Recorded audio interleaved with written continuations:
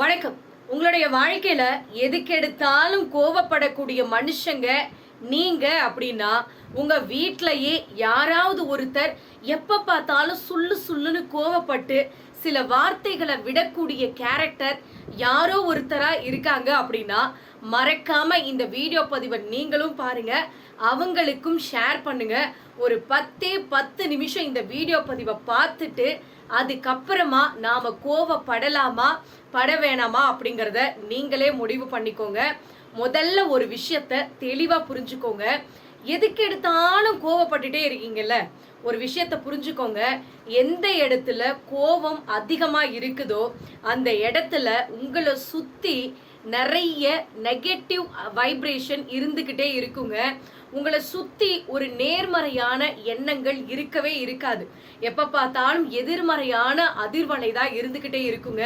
நீங்க பேசினாலும் கோபம் வரும். உங்களை சுத்தி இருக்கிற யாராவது பார்த்தாலும் உங்களுக்கு டென்ஷன் ஆகும். அவங்கள பார்த்து அப்படியே இரிட்டேட் ஆகிக்கிட்டே இருக்கும். ஸோ அது உங்க மனசுக்குள்ள இருக்கக்கூடிய அந்த எண்ணம், நாம கோவக்காரங்கப்பா, நம்ம கிட்ட யாராவது பேசினாங்கன்னா நம்ம டப்பு டப்புன்னு பேசிடுவோம் அப்படின்னு உங்களை நீங்களே சின்ன வயசுல டியூன் பண்ணி வச்சிருக்கீங்க.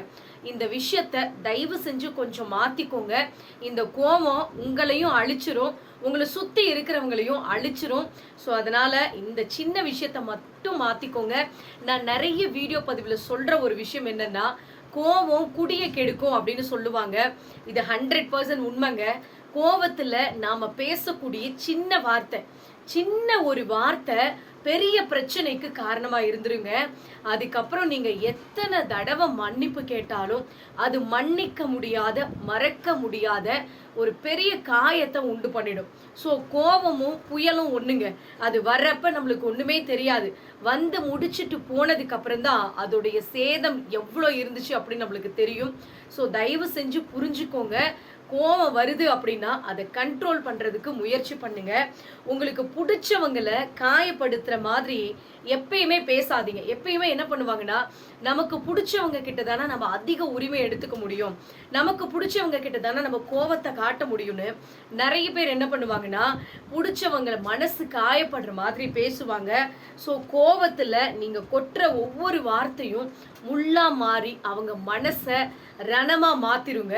ஸோ முடிஞ்ச வரைக்கும் பேசும்போதும் சரி, கோவத்துல வார்த்தைய கொஞ்சம் அளந்து பேசுங்க. அதுதான் நம்மளோட வாழ்க்கைக்கு நல்லது. மற்றவங்க நம்மளை கோவப்படுத்தி பார்க்குறாங்கன்னு வச்சுக்கோங்களேன், நீங்க அடுத்தவங்க உங்களை கோவப்படுத்தி பார்க்குற அளவுக்கு பலவீனமா ஆனவங்க இல்லை அப்படிங்கிறத முதல்ல நீங்க ப்ரூஃப் பண்ணணும்.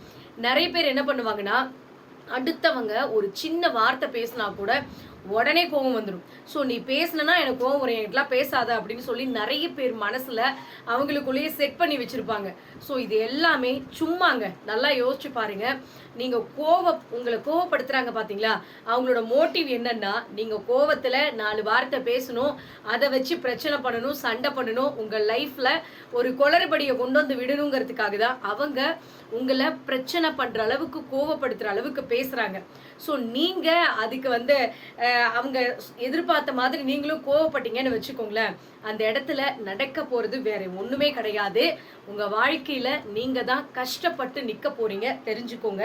என்னைக்குமே குழந்தைங்க மேலையும் நம்மளை விட பலம் குறைவா இருக்காங்க பாத்தீங்களா, முடியாதவங்க, அவங்க நம்ம அவங்கள ஒன்றும் பண்ண முடியாது அப்படிங்கிற சுச்சுவேஷன்ல இருக்கிற யாரோ ஒருத்தர் கிட்ட தயவு செஞ்சு உங்களோட கோவத்தை போய் காட்டாதீங்க. அதை விட கோலத்தனம் இந்த உலகத்துல வேற எதுவுமே கிடையாதுங்க.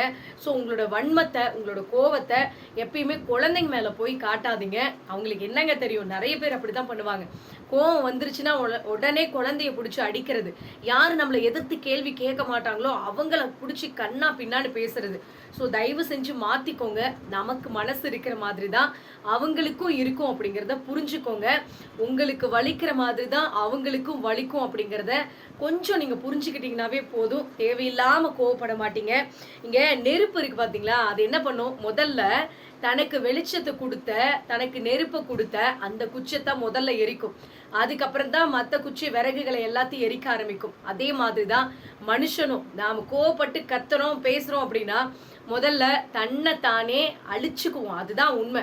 நம்ம மனசு முதல்ல அழிஞ்சு போயிடும் மீன்ஸ் என்னன்னா ரொம்ப ரணமாயிடும். நம்ம ஒரு இடத்துல கோவப்பட்டு ஆவேசமா பேசுறோம் அப்படின்னா அந்த இடத்துல நாம மன உளைச்சலாகி என்ன பண்றது ஏது பண்றதுனே தெரியாம அப்படியே ப்ரெஷர் ஏறி போய் உட்கார்ந்துருப்போம். ஸோ முடிஞ்ச வரைக்கும் நம்மளை நாமளே எந்த இடத்துலையும் அழிச்சிக்க வேணாம். ஸோ நான் சொல்றது உங்களுக்கு புரியும்னு நினைக்கிறேன். கொஞ்சம் கோவத்தை மட்டும் குறைச்சிக்கோங்க. இங்க மனசுக்குள்ள அடக்கி வச்சிருக்கக்கூடிய அந்த உணர்வுகள் இருக்கு பாத்தீங்களா, அது எல்லாமே பொங்கி எழுந்து உச்சக்கட்ட லெவலுக்கு வருது அப்படின்னா, அந்த வன்மம் எல்லாமே வெளியில வருது அப்படின்னா அது தாங்க கோவம். ஸோ புரிஞ்சுக்கோங்க. ஒரு சில பேர் கோவத்துல பேசிட்டாங்கப்பா, இதெல்லாம் ஒரு பெரிய விஷயமா நினைச்சிட்டு நீ இப்ப பேசுற சண்டை போடுற அப்படின்னு நினைப்பாங்க.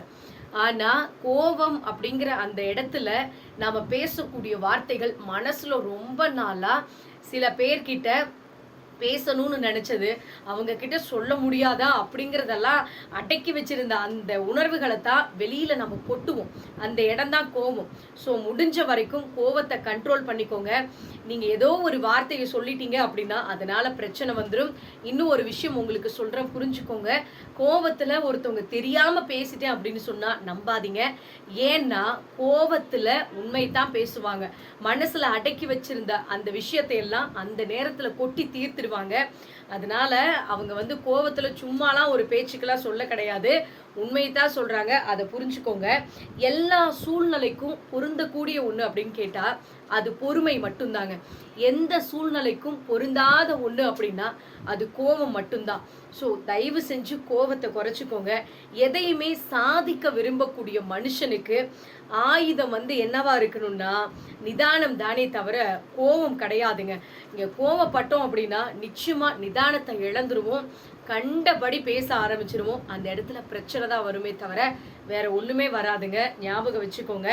உண்மையில உங்களுடைய கோபத்தால அதிகமா பாதிக்கப்படுறது நீங்க தானே தவிர வேற யாரும் கிடையாதுங்க. இங்க நிறைய பேர் நினைச்சுக்கிட்டு இருக்காங்க நம்ம ஆவேசமா கோபமா அவங்கள திட்டினதுனால அவங்க மனசு உடைஞ்சு போயிட்டாங்க. அதுவும் உண்மைதான்.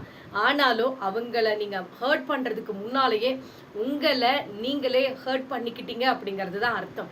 ஸோ கோவப்படுறதுக்கு முன்னால பார்த்து பேசுங்க. அதே மாதிரி இங்க நல்லவங்க பயன்படுத்தாத முட்டாள்கள் மட்டும் எப்ப பார்த்தாலும் பயன்படுத்துற ஒரு வார்த்தை, ஒரு மனசுக்குள்ள இருந்து வெளிவர ஒரு உணர்வு அப்படின்னா அது கோவம் தாங்க. இன்னொரு விஷயம் நீங்க கேட்கலாம், ஏங்க கோவப்படுறவங்க மனசுல ஒண்ணுமே வச்சுக்க தெரியாதவங்க தான் கோவப்படுவாங்க அப்படின்னு சொல்லுவாங்க. அது வேணா உண்மைதாங்க. கோவத்துல தான் மனசுல இருக்கிற எல்லாமே வெளியில வந்துரும்ல. நிதானம் இல்லாத மனுஷங்க தான் கோவப்படுவாங்க. ஸோ முடிஞ்ச வரைக்கும் கோவத்தை பெருசா கௌரவமாலாம் நினைச்சுக்கிட்டு இருக்காதீங்க. நிறைய பேர் நினைக்கிறாங்க நம்ம கோவக்காரங்கப்பா அப்படிங்கிறதே நிறைய பேர் கௌரவமா நினைச்சிட்டு இருக்காங்க. ஸோ அதெல்லாம் கௌரவம் கிடையாதுங்க. நம்மளை நாமளே கெடுத்துக்கிற, மன உளைச்சல் பண்ணிக்கிற, நிம்மதி இல்லாத ஒரு வாழ்க்கையை உண்டு பண்றதுக்கான ஒரு விஷயம் தான் கோபமே தவிர வேற ஒண்ணுமே கிடையாதுங்க. ஸோ இதுக்கு மேல இந்த வீடியோவை பார்க்குற நீங்க கோவப்பட்டுக்கிட்டே இருப்பீங்க அப்படின்னா தயவு செஞ்சு கோவத்தை கொஞ்சம் குறைச்சிக்கோங்க. என்னால கோவத்தை அடக்கவே முடியல அப்படின்னா ஒண்ணுமே இல்லைங்க. கண்ணை மூடி, உங்களுக்கு பயங்கரமா கோவம் வருது அப்படின்னா கண்ணை மூடி ஒரு 10-20 அந்த மாதிரி அமைதியா மனசுக்குள்ள எண்ணுங்க. அப்படி இல்லைன்னா ஒரு சொம்பு தண்ணியை பொறுமையா குடிங்க. கடன் குடிக்காதீங்க. பொறுமையா ஒரு சொம்பு தண்ணியை குடிச்சிட்டு அமைதியா உட்காந்து ரிலாக்ஸா 2 நிமிஷம் உட்காருங்க. உங்க கோபம் குறைஞ்சிருங்க. ஏன்னா கோபத்துல நாம எடுக்கிற எந்த ஒரு முடிவும் சரியானதா இருக்காது. ஸோ அமைதியா இருங்க. முடிஞ்ச வரைக்கும் கோபத்தை கண்ட்ரோல் பண்ண பழகிக்கோங்க.